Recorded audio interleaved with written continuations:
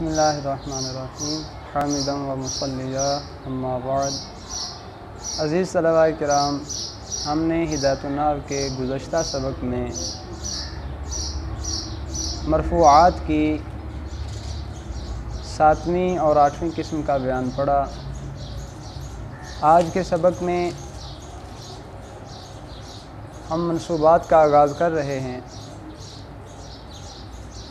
صاحب ہدایت النار نے فرمایا المقصد الثانی فی المنصوبات، دوسرا مقصد منصوبات کے بیان میں ہے۔ جیسے ہم نے شروع میں پڑھا تھا کہ مصنف نے اس میں مرب کا بیان جو ہے اس کو ایک مقدمہ، 3 مقاصد اور ایک خاتمہ کے تحت بیان کیا ہے۔ تو مقدمہ اور مقصد اول جو مرفوعات کے بیان میں تھا اس کی تفصیل ہم پڑھ چکے ہیں، اور یہ مقصد ثانی منصوبات کے بیان میں ہے۔ منصوبات اصل میں ہے اسماء منصوبات، اور منصوبات یہ منصوب کی جمع ہے، جیسے مرفوعات مرفوع کی جمع ہے۔ اب یہ ذہن میں نہیں آنا چاہیے کہ مرفوع تو مذکر ہے، اس کی جمع یہ مؤنث کیسے؟ تو یاد رہے اس بارے میں قاعدہ ہے کہ جو مذکر غیر ذوی العقول ہو اس کی جمع مؤنث لائی جا سکتی ہے۔ مذکر غیر ذوی العقول کی جمع مؤنث لائی جا سکتی ہے، جیسے ایام الخالیات، الایام الخالیات، اسی طرح الاسماء المرفوعات، الاسماء المنصوبات۔ الاسماء المنصوبات 12 قسما، منصوبات کی 12 اقسام ہیں۔ المفعول المطلق وبه وفيه وله ومعه والحال والتمييز والمستثنى واسم ان واخواتها وخبر كان واخواتها والمنصوب بلا التي لنفي الجنس وخبر ما ولا المشبهتين بليس، یہ 12 ہیں۔ مفعول مطلق، مفعول به، مفعول فیہ، مفعول لہ، مفعول معہ، ان کو مفاعیل خمسہ کہا جاتا ہے۔ اس کے بعد 6ٹھی قسم ہے حال، 7ویں تمییز، 8ویں مستثنیٰ، 9ویں انا اور اس کے اخوات کا اسم، 10ویں کان اور اس کے اخوات کی خبر، 11ویں منصوب بلا التی لنفی الجنس، اور 12ویں قسم ہے ما بلا مشبہتین بلیسا کی خبر۔ اجمالی طور پر ان کا بیان کیا، آگے ہر ایک کے بارے میں صاحب ہدایت النار تفصیل بیان فرمائیں گے۔ سب سے پہلے مفعول مطلق کا ذکر کیا، فرمایا فصل المفعول المطلق وهو مصدر بمعنى فعل مذکور قبلہ، یہ اس کی تعریف ہے۔ منصوبات کی پہلی قسم مفعول مطلق کا بیان ہے جی۔ مفعول مطلق کو مفعول مطلق کہنے کی وجہ کیا ہے؟ مفعول مطلق اسے کیوں کہتے ہیں؟ اس کی وجہ یہ ہے کہ جو باقی مفاعیل ہیں ان میں حروف میں سے کسی نہ کسی حرف کی قید ہے، جیسے بہی میں با کی قید ہے، فیہ میں فی کی ہے، لہو میں لام کی ہے، معہو میں مع کی ہے، لیکن اس میں کسی حرف کی کوئی قید نہیں ہے، یہ بغیر کسی حرف کی قید کی آتا ہے، اس لیے اس کو کیا کہا جاتا ہے؟ مفعول مطلق۔ تعریف یہ فرمائی، مفعول مطلق وہ مصدر ہے جو ما قبل فعل کا ہم معنی ہو، یعنی اس سے پہلے ایک فعل آئے گا اور اس فعل کے بعد ایک مصدر آئے گا جو اس فعل کا ہم معنی ہوگا، اور وہ مصدر ترکیبی اعتبار سے مفعول مطلق بنے گا۔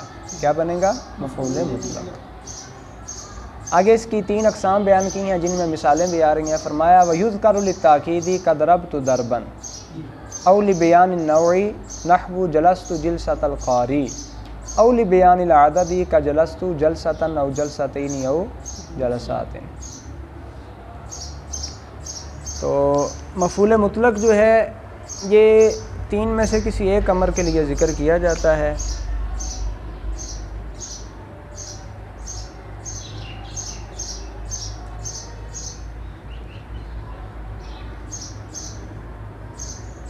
تاکید کے لیے،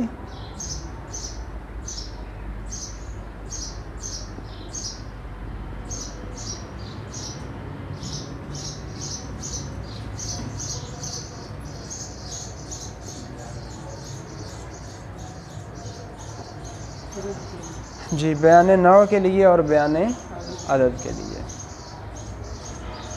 تاکید کے لیے یہ کب ہوگا؟ جب اس کا مدلول فعل کے مدلول سے زائد نہ ہو، اس کا معنی فعل کے معنی سے زائد نہ ہو، اس وقت یہ کس کے لیے ہوگا؟ تاکید کے لیے۔ جیسے ضربت ضرباً، میں نے خوب مارا، تسلی کی۔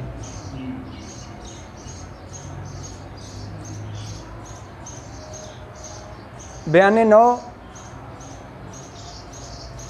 نوع کے لیے اس وقت ہوگا کہ جب مفعول مطلق جو ہے فعل کی انواع میں سے کسی ایک نوع کو شامل ہو۔ اور یاد رہے کہ بیان نوع کے لیے جب ہوگا تو یہ فعلۃ کے وزن پر ہوگا۔ کون سے وزن پر؟ فعلۃ۔ جیسے جلست جلسہ،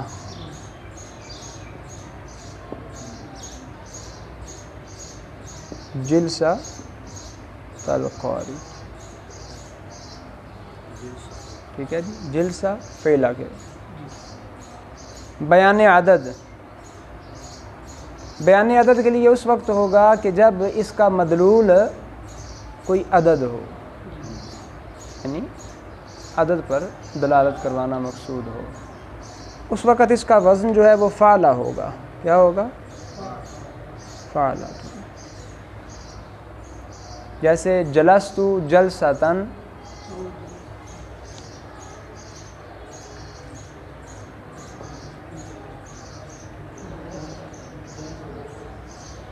یا پھر جلست جلساتین یا جلست جلساتین، ٹھیک ہے جی۔ تو مفعول مطلق کبھی تاکید کے لیے ہوتا ہے، کبھی بیان نوع کے لیے، کبھی بیان عدد کے لیے۔ اچھا، اس میں ایک اور چیز بھی ہے جو آگے مصنف بیان کر رہے ہیں۔ وَيَكُونُ مِنْ غَيْرِ لَفْظِ الْفِعْلِ الْمَذْكُورِ نَحْوُ قَعَدْتُ جُلُوسًا وَأَنبَتَ نَبَاتًا۔ یہ جو مثالیں بیان کی ہیں، ان میں مفعول مطلق کے لیے جو کلمہ یا لفظ استعمال کیا گیا ہے، صیغہ استعمال کیا گیا ہے، وہ وہی ہے جو ما قبل فعل سے متعلق ہے۔ بعض اوقات ایسا ہوتا ہے کہ ما قبل فعل اور ہوتا ہے، اس کے حروف اور ہوتے ہیں، اور مفعول مطلق کے حروف اور ہوتے ہیں، معنی ایک ہی ہوتا ہے، تو معنوی اعتبار سے یہ مفعول مطلق بنتا ہے، لفظی اعتبار سے مطابقت نہیں ہوتی۔ اب اس میں پھر دو صورتیں ہیں، لفظ ہی اور ہو، یعنی مادہ ہی مختلف ہو۔ دوسری صورت، مادہ تو ایک ہی ہے لیکن باب الگ الگ ہیں۔ تو اس کی آپ یہ تقسیم بھی پڑھ سکتے ہیں یوں کر کے بھی کہ مفعول مطلق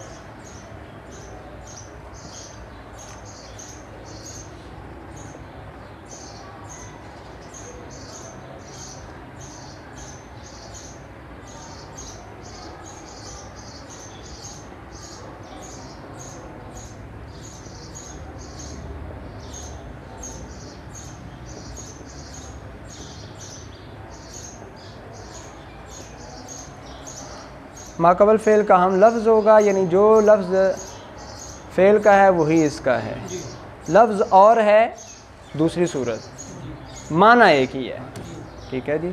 اس کی مثال جیسے ضربت ضرباً،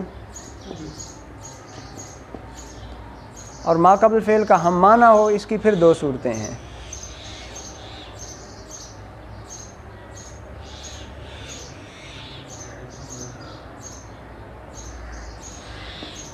مادہ ہی مختلف ہو،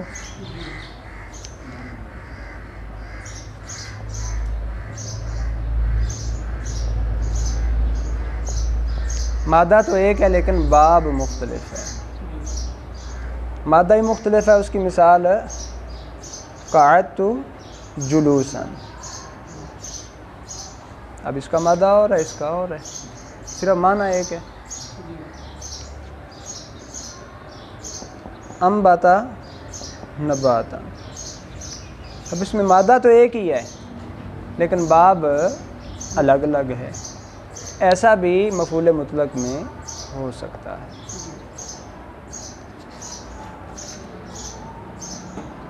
وقد يحذف فعله لقيام قرينة جوازا كقولك للقادم خير مقدم، اے قدمت قدوما خير مقدم، ووجوبا سماعا نحو سقيا وشكرا وحمدا وراعيا، اي سقاك الله سقيا وشكرتك شكرا وحمدتك حمدا ورعاك الله راعيا۔ اس میں مصنف مفعول مطلق کا جو عامل فعل ہے اس فعل کے حوالے سے کچھ احکام بیان فرما رہے ہیں، اس کی تفصیل ہم دیکھتے ہیں جی۔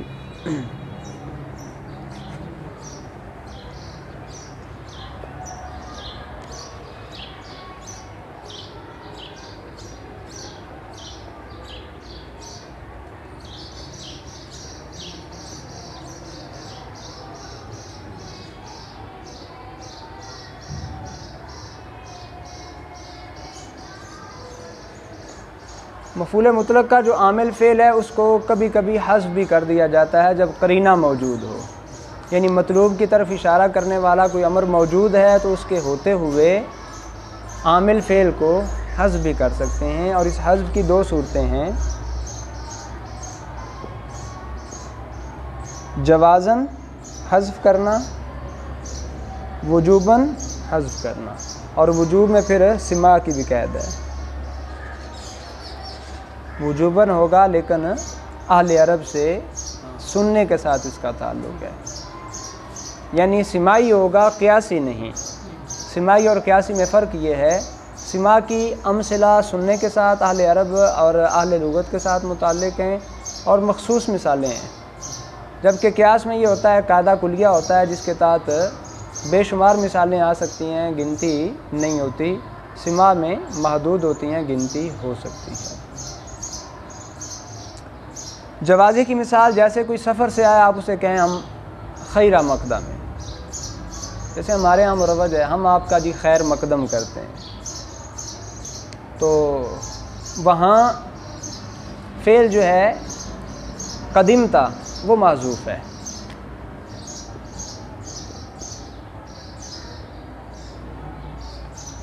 خیر مقدم ہے، اس سے پہلے جو فعل ہے وہ کیا ہے؟ قدمتا۔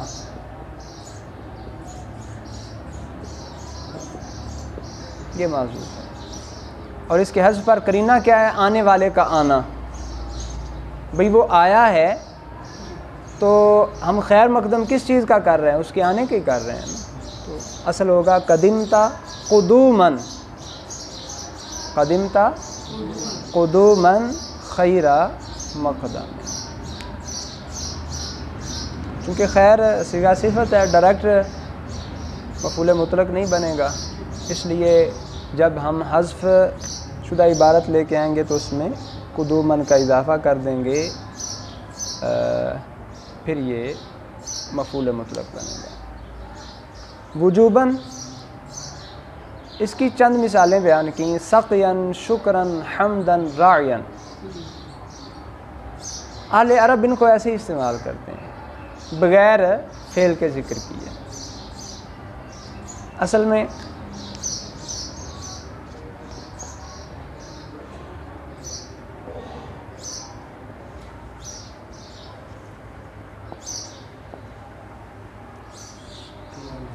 اور یہاں اہل عرب سے یہ سنے ہی ایسے گئے ہیں، وہ ان کے لیے عامل فعل کا استعمال کرتے ہی نہیں ہیں، اس لیے ان چاروں مثالوں کے اندر عامل فعل کو حذف کرنا واجب ہے، ضروری ہے۔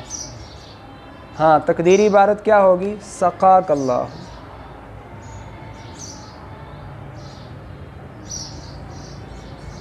باقی میں بھی ایسے۔ مختلف صیغوں کے ساتھ. شکرتو کا شکرن، حمدتو کا حمدن، رعاک اللہ راعیا. ٹھیک ہے جی. یہاں تک الحمدللہ ہم نے منصوبات کی پہلی قسم مفعول مطلق اس کے تفصیلی احکام پڑھے. انشاءاللہ العزیز اگلے سبق میں ہم منصوبات کی دوسری قسم مفعول بہ کا بیان پڑھیں گے. اللہ رب العزت